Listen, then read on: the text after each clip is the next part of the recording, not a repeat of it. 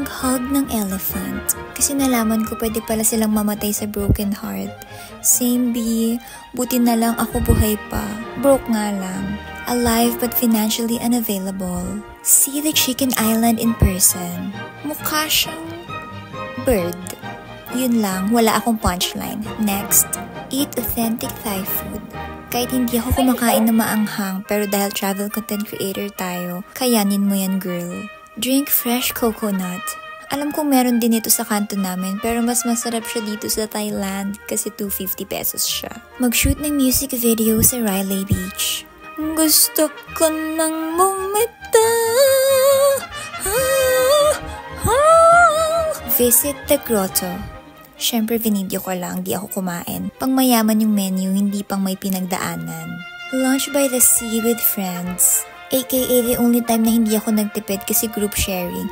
Thank you sa nagbayad. Mag-check-in sa hotel na mura pero may view. Mountain? Rock? Bato? Kayo na bahala mag-interpret. Basta ganyan ang vibe.